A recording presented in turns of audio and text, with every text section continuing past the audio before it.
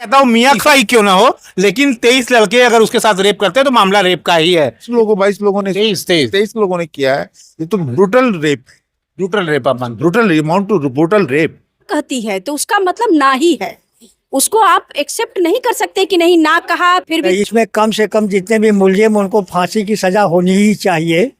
और इस पर कई सुप्रीम कोर्ट के गाइडलाइंस। वो भी किसी की बहन है, अगर उनकी बहन के साथ इसी तरह से किया जाए तो उनको कैसा, वो भी ऐसे ही कहेंगे साहब हमारी बहन गलत थी। समाज में परिवर्तन हुआ है।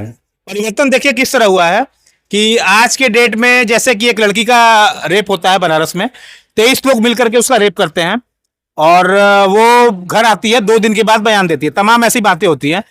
अब सोशल मीडिया जो कि इस समय का सबसे बड़ा ब्रह्मास्त्र बना हुआ है, उस पर ट्रेंड क्या करता है कि हुक्का बार बंद हो जाने चाहिए ताकि लड़कियां हुक्का बार न बंद जाए, होटल्स बंद होना चाहिए, लड़कियों के होटल में पाबंदियां हो जानी चाहिए। इस मुद्दों पे देश में बात हो रही है, कभी इस मुद्दे पे बात नहीं हो रही है कि 23 लोगों ने उस लड़की का रेप किया। तो ये जो संवेदनशील मुद्दा है, इस पे लोग बात करने से बच रहे, इस पे जो कि जग जाहिर है कि कोई भी लड़की हो, मैं कहता हूं मियां खलीफा ही क्यों ना हो, लेकिन 23 लड़के अगर उसके साथ रेप करते हैं तो मामला रेप का ही है। इन सभी मुद्दों पर बात करने के लिए वकीलों से बेहतर कौन हो सकता है। और अभी हम कुछ देर पहले आरोपी के पक्ष के वकील साहब के साथ थे और अब हम यहाँ पे वीरेंद्र गुप्ता जी हैं, वंदना सिंह जी हैं, उनसे बातें करेंगे। और नवनीत गुप्ता जी भी हमारे साथ हैं, जो कि थोड़ा सा फ्रेम में इन्हें भी रखिए। और सीनियर अधिवक्ता जी भी हमारे साथ हैं, रामाशंकर शर्मा जी। तो हम बात करेंगे ऐसे मुद्दे, निर्भया से ही नहीं, निर्भया के बाद भी ऐसे मुद्दे लगातार होते रहे। प्रधानमंत्री के संसदीय क्षेत्र में ऐसे मामले सामने आ रहे हैं जो कि हैरत अंगेज है। धर्म की बात है ये, और इस तरीके की घटना अपने आप में शर्मनाक है, घृणित। ऐसी घटना को हम समर्थन नहीं देते हैं। रही बात किसी लड़की के साथ इस तरह का, महिला के साथ इस तरह की हरकत का, कंसेंट केवल किसी एक के साथ हो सकता है, स्वीकृति एक के साथ हो सकती है, स्वीकृति 25 लोगों के साथ नहीं हो सकती।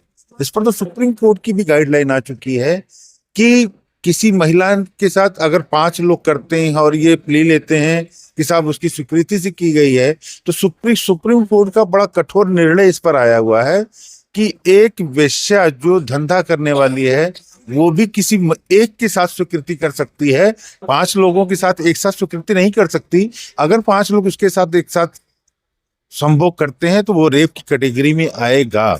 यहाँ तो 21 लोगों 22 लोगों ने 23 लोगों ने किया है। ये तो brutal rape, upon brutal amount to brutal rape.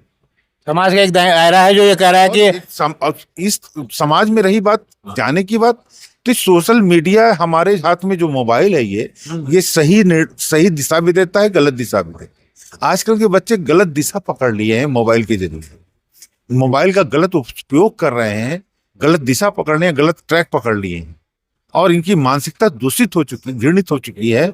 इनको सुधारने की जरूरत है, चाहे लड़की हो या लड़का। बात आपकी सही है। पिंक मूवी भी कुछ दिन पहले आई थी जिसमें कहा गया था ना का मतलब सिर्फ ना होता है, तो लड़के इसे समझते नहीं है। खैर, इस जो ये रेप हुआ है इसे वंदना सिंह जी किस तरह देखती है? मेरा भी कहना है कि अगर कोई लड़की असहमति जब जताती है, ना कहती है, तो उसका मतलब ना ही है, उसको आप एक्सेप्ट नहीं कर सकते कि नहीं, ना कहा फिर भी जबरन हम उसके साथ। और सबसे बड़ी बात जो कि कहा जा रहा है, कोई लड़की, कोई भी महिला एक के साथ सहमति जता सकती है, अनेकों के साथ नहीं। और जहां एक से अधिक लोग इस किसी भी महिला के साथ जबरन संबंध बनाते हैं तो वो रेप की श्रेणी में ही आता है। इस पर माननीय उच्च न्यायालय के भी कई रूलिंग हैं और इस पे कई कठोर फैसले भी दिए गए हैं। तो देखा जाए कि क्या सही क्या गलत, ये तो बात की विषय है। हमारा समाज कहाँ जा रहा है, इस पे हम थोड़ी सी बात करना चाहेंगे। महिलाएं को गलत ध्येय से भी देखा जाता है कि झूठे आरोप लगा रही हैं, अनायास फंसा रही हैं, लेकिन कहीं न कहीं सत्यता तो ये भी है कि उसमें पुरुष वर्ग भी बराबरी के हिस्सेदार हैं। और कभी कभी ऐसा देखा जाता है कि घटना घटी होती है, कभी कभी नहीं भी घटी होती, लेकिन जहाँ तक इस मामले की बात है तो इसमें उस लड़की के साथ अन्याय हुआ है और हम लोग इसका घोर विरोध कर रहे हैं। हम चाहते हैं कि उसको न्याय मिले।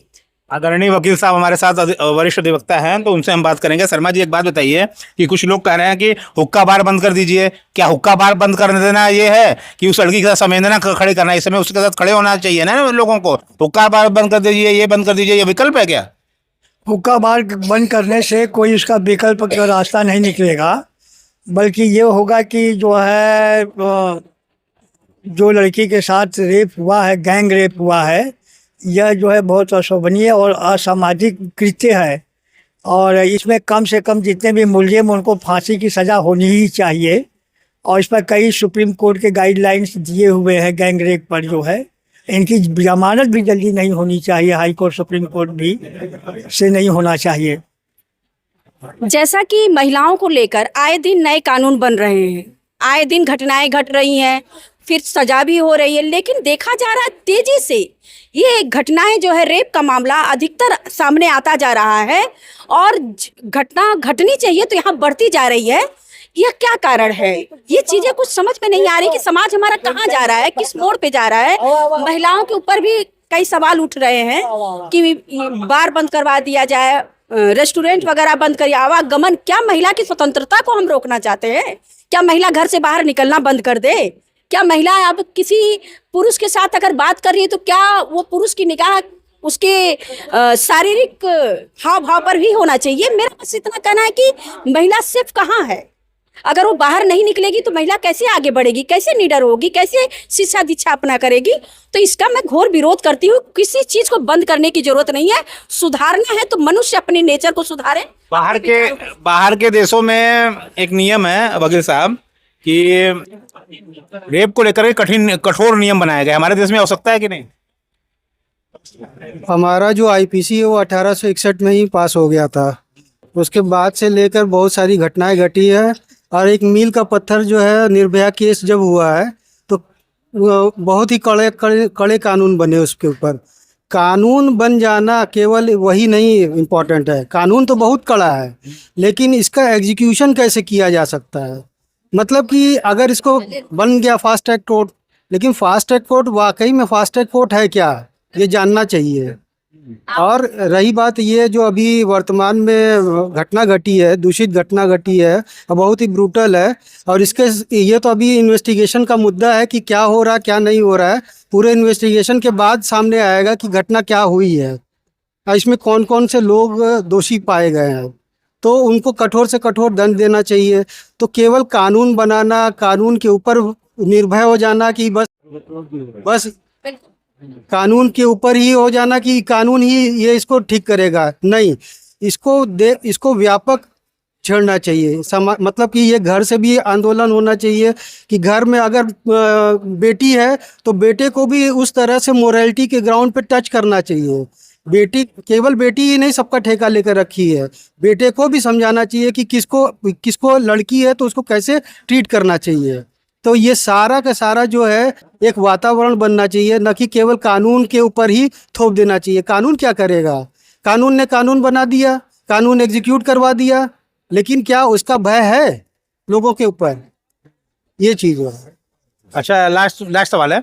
कुछ आप सीनियर अधिवक्ता हैं इसलिए आपसे सवाल बनता है कि कुछ लोगों का ये कहना है कि लड़की का चाल चरित्र सही रहता है। ऐसा मैं नहीं कह रहा हूँ, ऐसा कुछ लोगों का मानना है। लड़की का चाल चरित्र देखने के पहले लोग अपने गिरेबान में झांक कर देखें कि उनका चाल चरित्र कैसा है।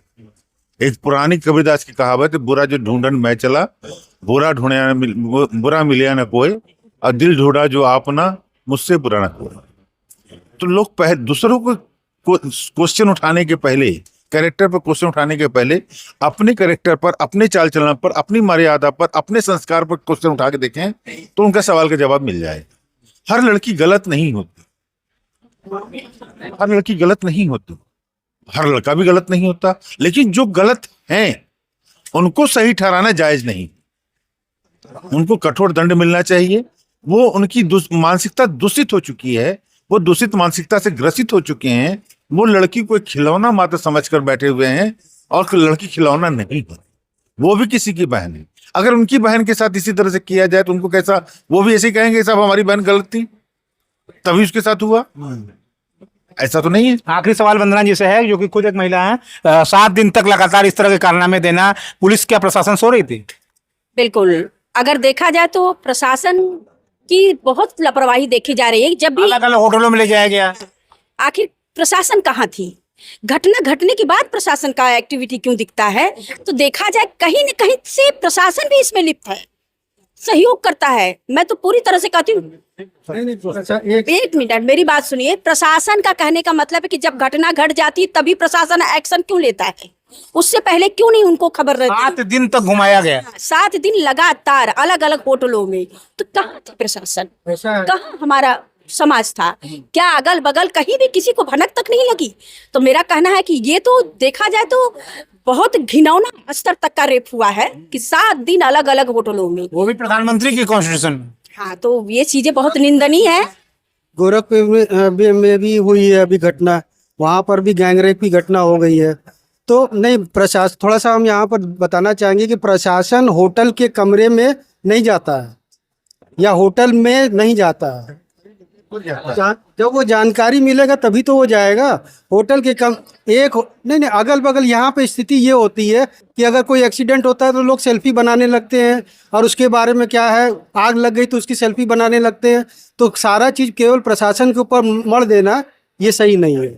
कुछ जिम्मेदारी जी लोगों की भी बनती है कि वहाँ पे होटल में क्या हो रहा था, उनको भी बताना चाहिए था कि होटल में क्या हो रहा था। वहाँ वो तो लिप्त होगा तब, अगर मालिक लिप्त था, ऐसे होटल के मालिक को कार्रवाई नहीं होनी चाहिए। ऐसे मैं आपको चिन्हित कर रहा हूँ तमाम होटल बनारस में। वहाँ बिल्कुल होनी चाहिए। और ये केवल ये नहीं केवल बंद कर देना चाहिए, घटना का इंतजार हो रहा है। होटलों के लाइसेंस को बंद कर देना चाहिए, उनकी ऊपर विधिक कार्रवाई, पहचान कैसे करे ऐसे होटलों का? तमाम चीजें रूटीन चेकअप हो। क्या घटना नहीं प्रशासन का कार्य क्या है? जो भी होटलें चल रही हैं, जो घटना जब घटेगी तब क्या चेकिंग होगी?